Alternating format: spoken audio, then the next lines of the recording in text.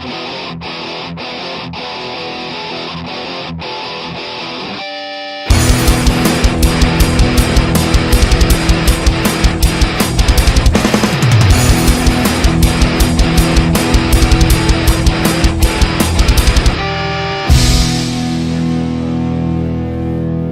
y'all, it's Heel Heat time. Hi everybody and welcome to Heel Heat. My name is George Coles and this is going to be a prediction for Ring of Honor Best in the World 2018. Let's jump right into it. First match of the night, or based off of what I've seen listed, I don't know the exact order to be honest with you. Kenny King versus Austin Aries. Kind of torn on this one. I think that Kenny King needs a big win. I like Kenny King a lot. I like Austin Aries a lot. I don't think that Ring of Honor has as much faith in Kenny King as I do. So on that, I'm going to go with Austin Aries. I think they let Austin win. Hoping maybe it'll continue a relationship with Impact Wrestling. This could go either way. And a lot of these matches on the card could go either way, which is awesome because when it's hard to pick, it means that they've really built them into something interesting. I'm going with Aries on this one.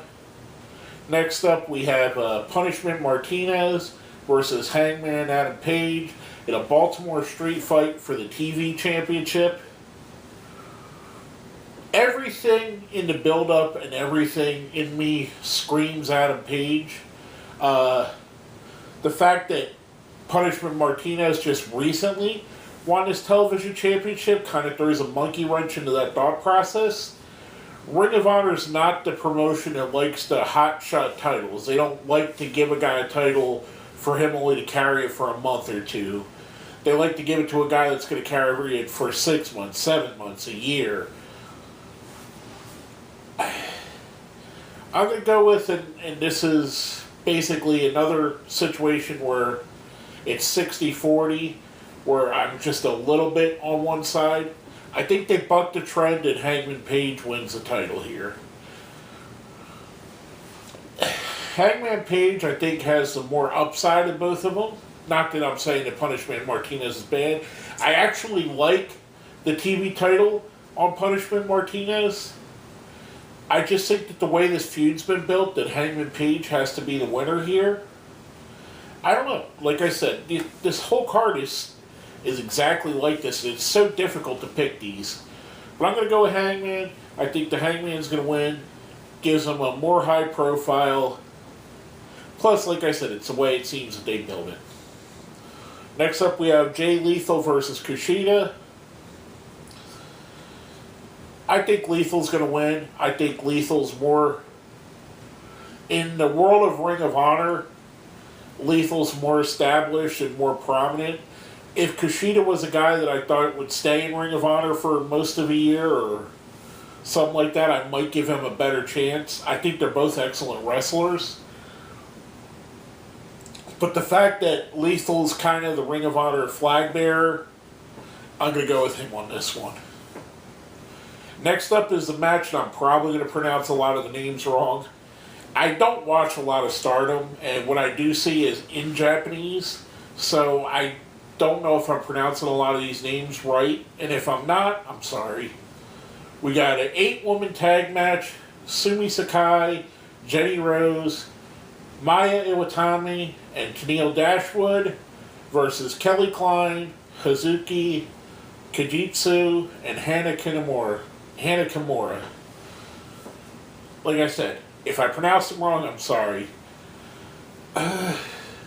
It feels everything like a throwaway match, so I see where they would advance storylines with this match, and I see Kelly Klein's team picking up the win, with Kelly Klein either pinning Tenille or Sumie Sakai to bring Kelly Klein back into the title picture.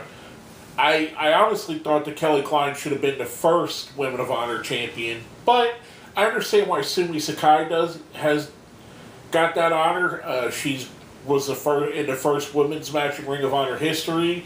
She's a trainer for Ring of Honor. I understand giving it to her, but now we're gonna need to see some competition for her, which I believe Kelly Klein's gonna prove to be coming out of this, in my opinion. Next up, we have for the 6-man tag team championship, the Kingdom, TK O'Reilly, Vinny Marseglia, and Matt Taven versus Los Ingobernables de Japon, Evil, Bushi, and Sanada. I'm going to go with the Kingdom retaining here. I know that Ring of Honor, New Japan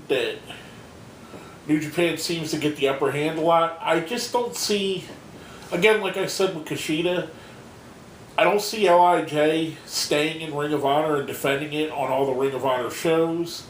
And I don't see Ring of Honor letting their 6-man championships be just defended in Japan. I do think that they keep them on the Kingdom because I believe that Matt Taven is going to be built up to be a World Championship contender. He's already there. They've already done some things with him. He didn't get his title shot, but he's already in the upper echelon. So I believe they're going to keep the 6-man title on him for a little bit longer. Maybe not best in the world at Final Battle. We'll see Taven going for the world title. But in the meantime, to keep him, relevant and have him winning, I see him keeping the 6-man tag titles with the Kingdom.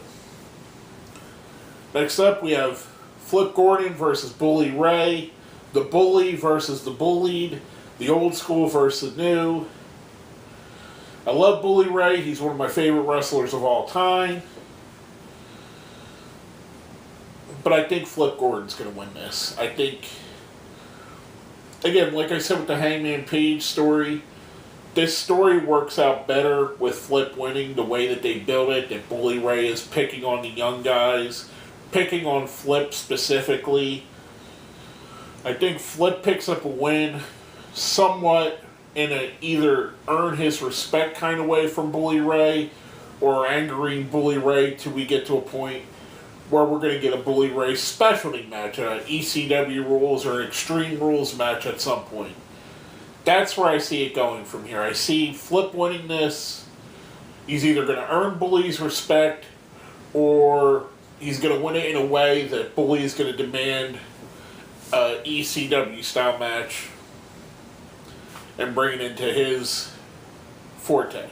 So Flip winning is what I see on this. Just my opinion. Next up, we have for the ROH Tag Team Championship, the Briscoe brothers versus the Young Bucks. Probably the two greatest tag teams in Ring of Honor history.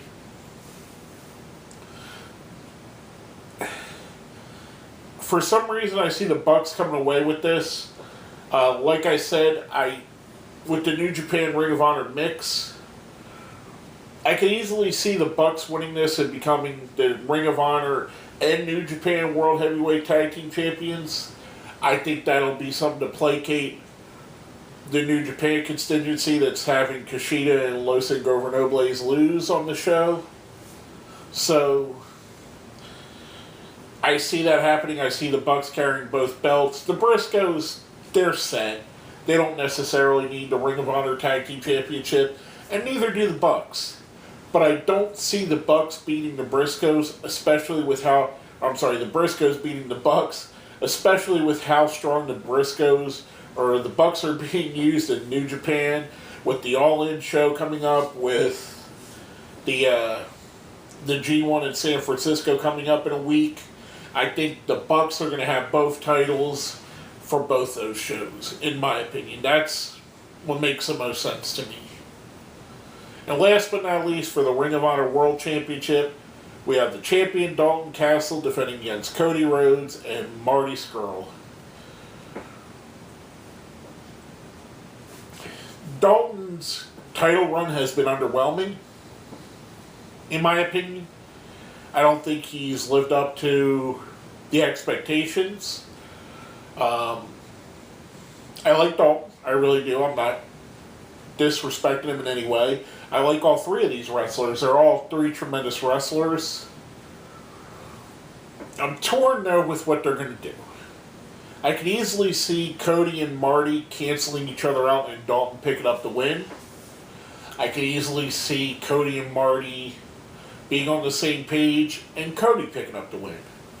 Or I could see Marty picking up the win in a way that makes him seem a little bit superior to Cody Rhodes. My opinion, I think Marty Scurll, the villain, is going to win, and I think it's his time. I think Ring of Honor wants to put the belt on him. It's another thing where when he goes to New Japan, it's going to be a Ring of Honor championship defended in New Japan. Elevates him a bit. Also, I don't think Cody's going to take the pin because, like I said, with the G1 in San Francisco coming up, he's going up against Kenny Omega, which is another reason why I don't necessarily see Cody winning this. I don't see an Omega versus Cody championship versus championship. Although, they could do a thing where Cody loses to Omega and the ROH title's not on the line. But I digress. I believe Marty's going to pick up the win. I think it's a time for Marty Scurll. I think they're going to see what we got in him. Let him run maybe all the way to Final Battle with the title, where he faces off with someone like Matt Taven, like I mentioned earlier, or a Punishment Martinez, or an Austin Aries, or one of the two Briscoes if they want to go that route where they're doing singles matches again. I just think the options with Marty going forward are a little bit better. Not to say that Cody was an excellent Ring of Honor champion. I loved his run. Dalton Castle, a little bit underwhelming. A lot of it has to do with some nagging injuries. It's not all Dalton's fault. But I do think that he hasn't necessarily lived up to expectations. So, kind of like when Michael Elgin won the Ring of Honor title, it was a little bit underwhelming after all the build-up to get him there. So, to me, I see Marty winning and either going on and defending it at Final Battle against, maybe even a Silas Young, who's not on this card, weirdly. I love Silas Young. I don't know what doesn't make sense he's not on here. But anyway, that's what I'm picking. Just to go over quickly, I got Aries over Kenny King, Hangman Page over Punishment Martinez, Lethal over Kushida, Kelly Klein's team beating Sumie Siaki's team, and I'm not going to try and pronounce everybody again. The Kingdom over LIJ, Flip over Bully Ray, the Bucks over the Briscoes, and Marty winning the world title. And basically, that's my predictions for Ring of Honor Best in the World 2018. Let me know what you think. I have a feeling that I'm going to get a lot of these wrong. It's a very unpredictable card, which I love. I could get everything wrong. I could get them all right. Let me know what you think. Let me know your predictions. Put them down here in the comments. Make sure to hit like and share. And if you haven't already, subscribe to the show. With all that being said, my name is George Coles, and it's been another episode of Heel Heat.